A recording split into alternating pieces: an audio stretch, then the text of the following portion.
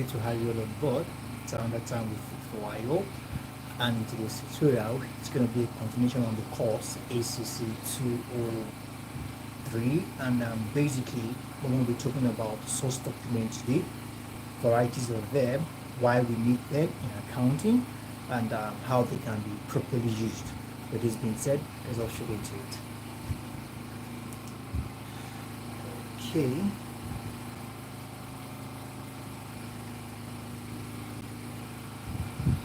Now we have, just a moment,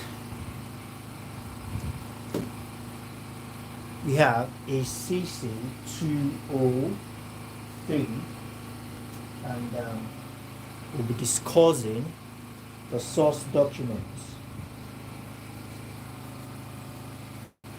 Okay, so we have ACC203, and now we have the source documents. When we say source documents, what are we talking about? In essence, source documents are business documents confirming the occurrence, all right, of financial transactions. These documents are responsible for the confirmation. They are responsible for the confirmation of what we call financial transactions. All right? So, in essence,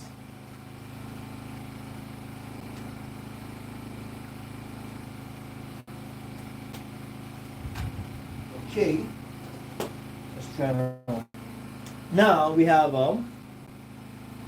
documents are business documents. Source documents are business documents. Let's acknowledge that fact, that they are business documents, and they are there to help to confirming the occurrence, confirming the occurrence. All right, they are there to confirm. They are there to confirm that a transaction, occurrence of financial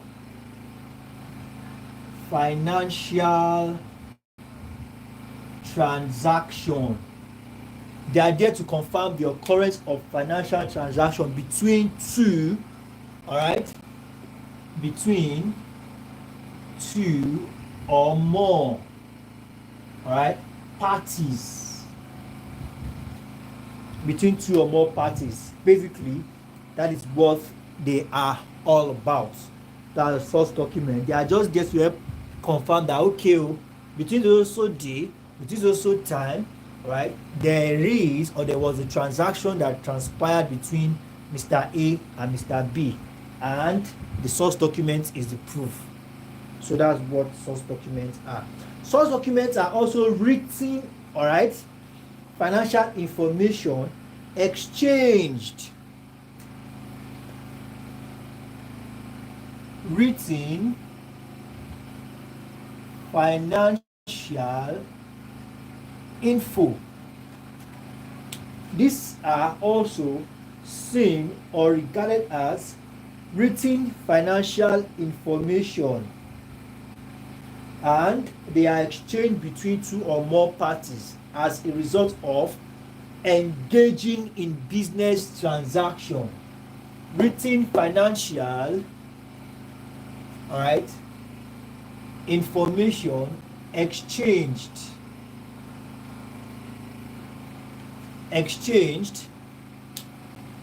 okay, exchange between two or more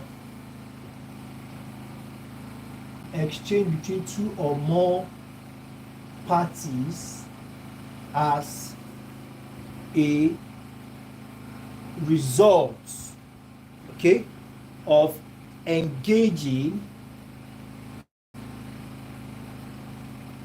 in,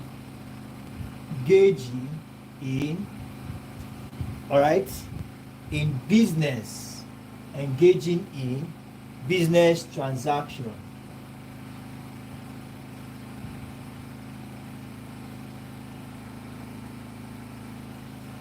So we have that as that. Now, these documents are used for the first entries in subsidiary books of accounts. Yes, that's very correct, because they are the first line of document that receives, that acknowledges the record of a transaction. We'll get to know this source document as the class continues. All right, so that's why we say that these documents are used for the first entries in subsidiary books of accounts. Okay, they are used as, all right, they are used for, let's use that, for the first entries, first entries in the, they are used for first entries in the subsidiary, all right, subsidiary book.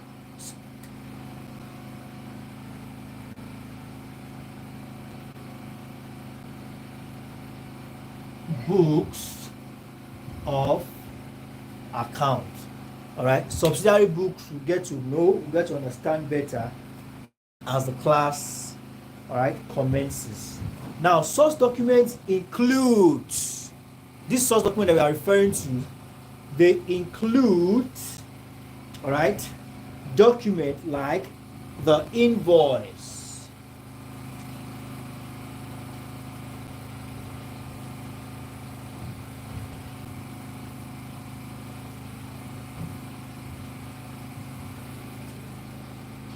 okay, they include invoice, receipts, invoice, receipts, okay, we have debit notes, we have credit notes, okay, we have checkbooks, all right, bank tellers, check books, all right, the likes of bank tellers, timesheets, clock cards, all these are source documents. And like the name says, source, meaning that they are the genesis of financial transactions, all right, they are the, every financial record has a genesis, all right, it could be maybe payment by cash, all right, it could be payment on credit, it could be purchase on credit, it could be payment by cash transfer or POS, all right. So what is the proof that this transaction has been paid for? What is the proof that this transaction is accrual? What is the proof that this transaction is this, is that? These are why we now have source documents, and that explains why they are used as first, all right, entries in the subsidiary books. Okay, as we continue, we get to dissect this properly. Okay, now we'll take all these one step at a time. So we'll talk about invoice first.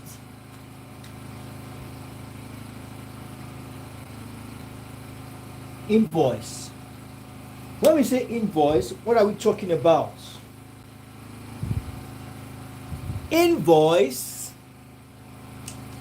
is a document that shows the transfer of goods or provision of service between two or more parties for which payment is yet to be received. A proof of transaction which payment is yet to be received.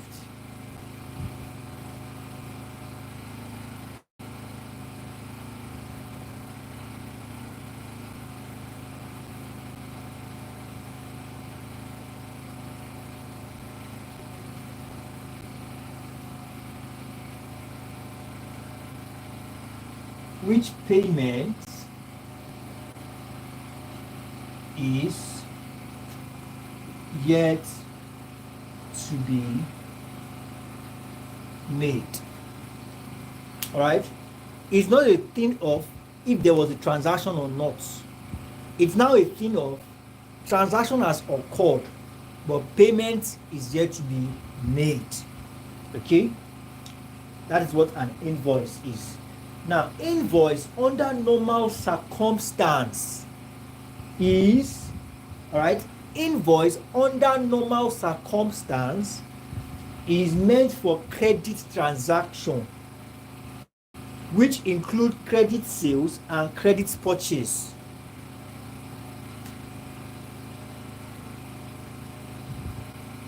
All right, is what meant for credit transactions,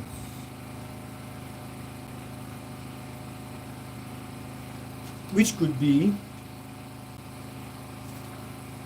credit sales or credit purchase.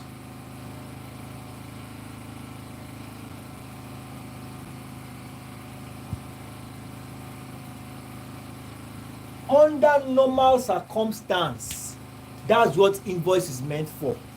But unfortunately, invoice is not used for what it is originally meant for. These days, you see people giving invoice for goods paid for, whether by cash or by POS or by transfer. All right? But originally, in receipt is what you give for, all right, purchase made and cleared. But for credit sales or credit purchase, it's invoice that you give. Okay, so we have that as that. So permit me to raise the board so we can have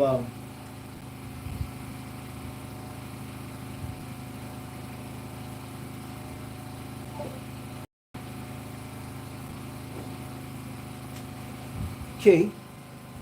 So let me erase the board very quickly.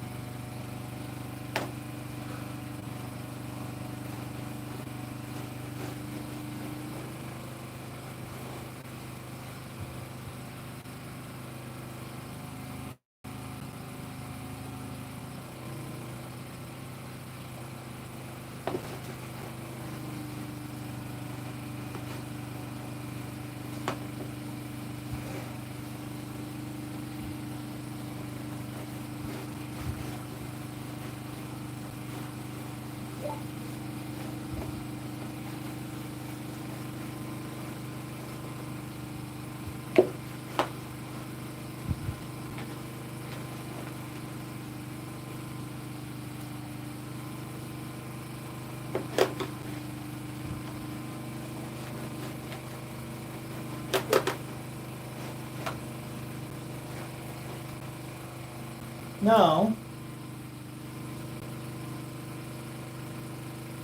we have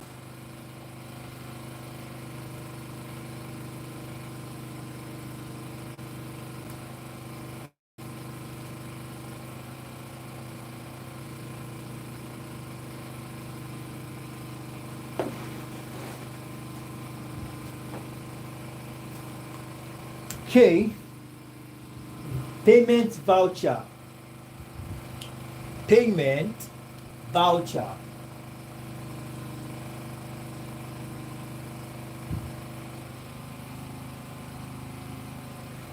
Payment voucher, what is it being used for?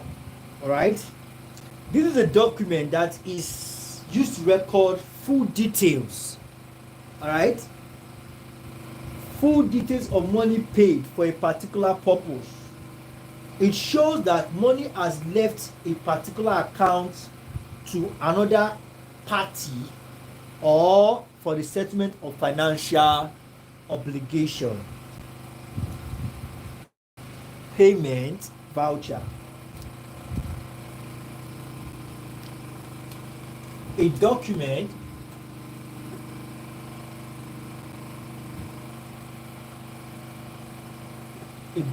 showing Showing what? Showing the record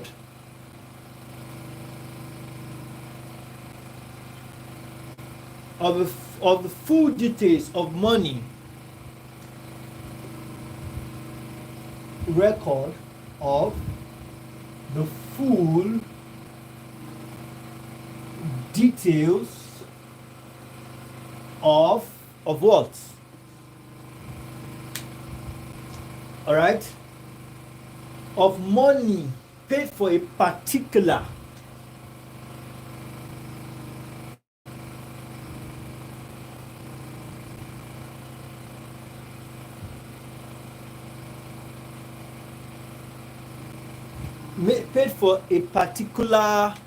purpose.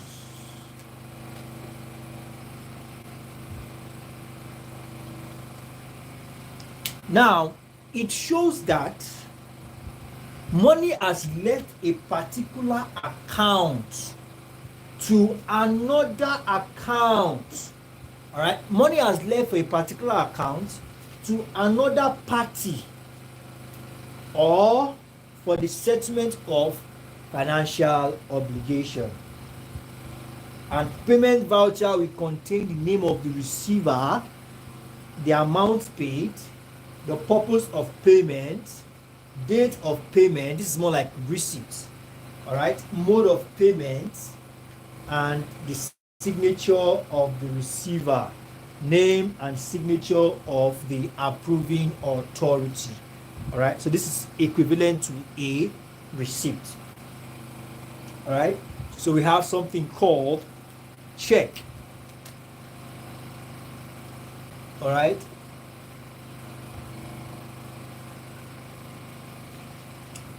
a check is a negotiable instrument. Okay, a check is a negotiable instrument that originates from banks. A negotiable instrument, and this instrument originates from banks, and it is used to withdraw money from a stated bank account into, all right, it is used to withdraw money from a stated bank in a, all right, bank. All right, a negotiable instrument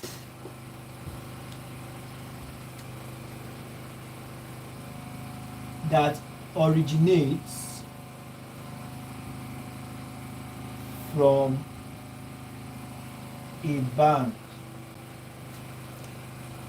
and it is used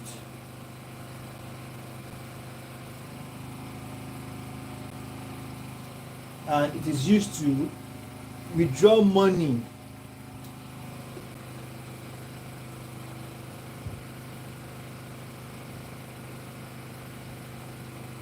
okay, it is used to withdraw money from a stated bank account, all right, in a bank.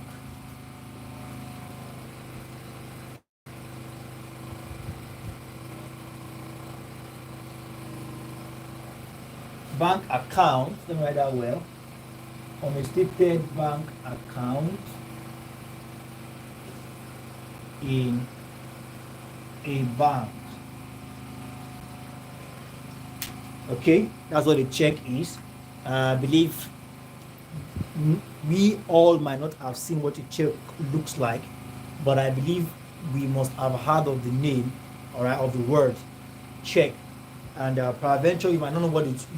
Everybody knows what a check is used for. Actually, let me assume that it's used to withdraw money, right? It could be by the owner of the account. It could be that the owner of the account is giving the check to somebody else to withdraw money, like giving an approval to another party to withdraw money from his account. All right, so a check usually contains the name of the bank account holder. That's the name of the person that owns the account. All right, the account number, the branch of the bank, where the bank account is domiciled. All right, the name of the bank, the date of the payment, a place for the owner's signature and the amount to be withdrawn in words and figure. Okay, but the bottom line is that it's a negotiable instrument, right? An instrument that you can use to collect money, okay, that originates from a bank, and it is used to withdraw money from a stated. Now that thing, that paper, this is why it's called negotiable. See just that paper alone.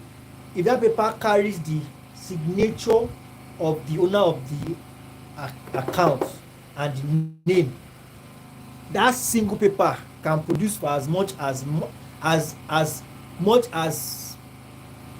many as much of 100,000s in their naira, on thousands, millions can produce. That's why it's called negotiate. That paper like this can make a lot of money if it has the name of the owner of the account and the signature. All right, so we have that as that.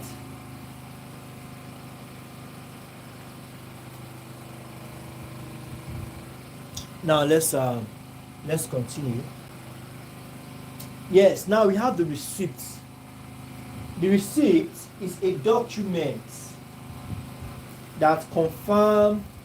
All right, this is a document confirming the receipt of money for goods and services sold or bought.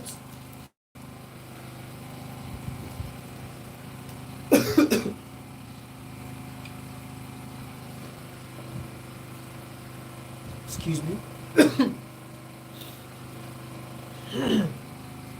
Sorry. Excuse me.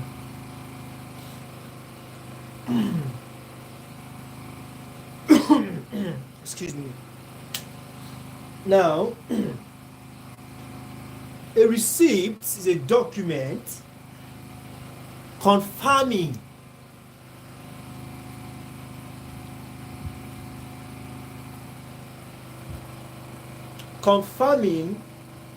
the recognition or the acknowledgement of money for goods and services sold or bought. All right, receipts are used in recording the cash book, definitely. All right, and the receipt usually contains the name of payer, amount, dates, payment, the purpose of payment, signature, and so let's have a document confirming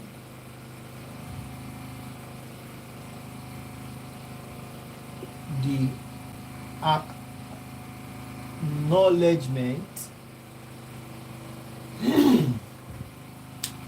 a document confirming the acknowledgement of money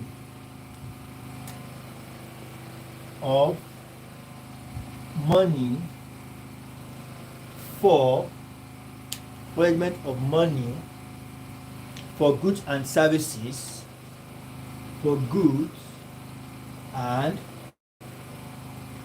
services sold or bought. Sold or bought. So we have that as receipts.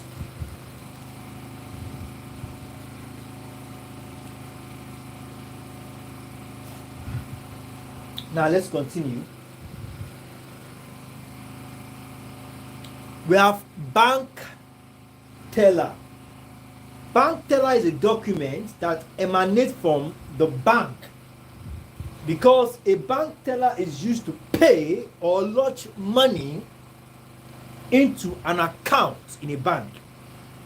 All right, it's used to pay or lodge money into an account in a bank. That is bank teller. All right, bank teller is a document that emanates from a bank. All right, it is used to what? To pay or lodge money. To pay or lodge money. Used to pay or lodge money into an account. Into an account in a bank. in a bank. So we have that is that. It serves as an evidence. All right, it serves as an evidence. An evidence for what? That payments, that a payment has been made or lodged into a particular account with a stated branch of a bank. Okay, it serves as a what? As a evidence.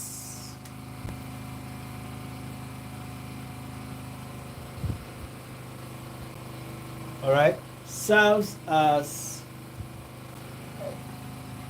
evidence that payments, all right, that payment has been made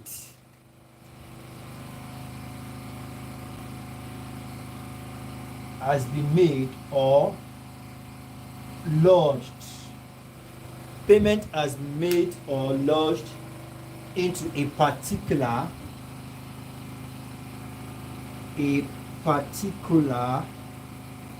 account, okay, with a stated branch of a bank.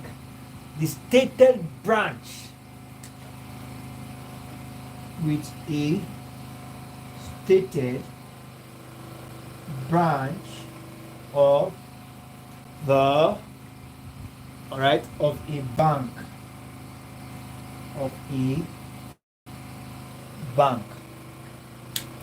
So we have that as that. So let's continue. We'll call it wrap for today.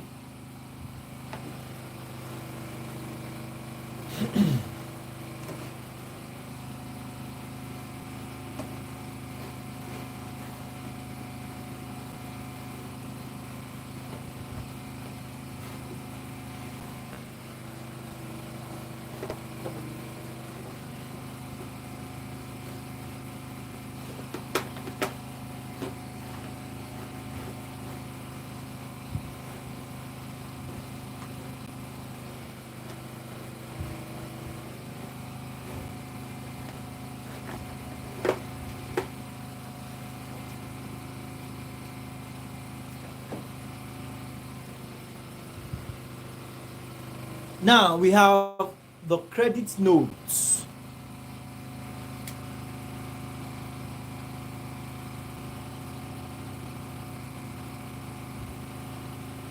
The credit note is a document showing a claim of refund in favor of the receiver.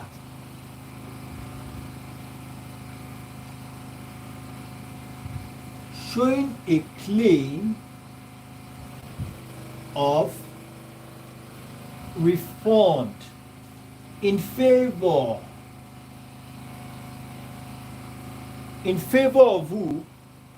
In favor of the receiver. What does this mean? This means that it is used to correct overcharge on an invoice, allowance for minor damage, all right, to goods, and refund goods return. Now let's say, for example, if a customer goods costs 100,000 and mistakenly he was charged 150,000 naira, so the customer will send a credit note requesting for refund. Or in a case whereby the goods the person paid for is there are 10 of them and it was delivered 9. So the person will now send a request for refund of the remaining goods. Okay, so we'll continue from our next class from the subsidiary books. Just as we have the credit note, we also have the debit note. The debit note is in the favor of the, all right, is in the favor of the, all right, of the debtor, not the receiver now. Now, when it comes to the case of the debit note, it is used to what? Effort of correcting a customer policy that has been undercharged. All right? Overcharge. Okay? Debit note, all right? Undercharge. It's just the opposite of the credit note. All right? So, thank you very much, everyone. I believe you'll be able to gain a thing or two into this class. Please, let's do all to submit our note to the respective quarters. And I look forward to seeing you all in subsequent tutorials. Have a wonderful evening.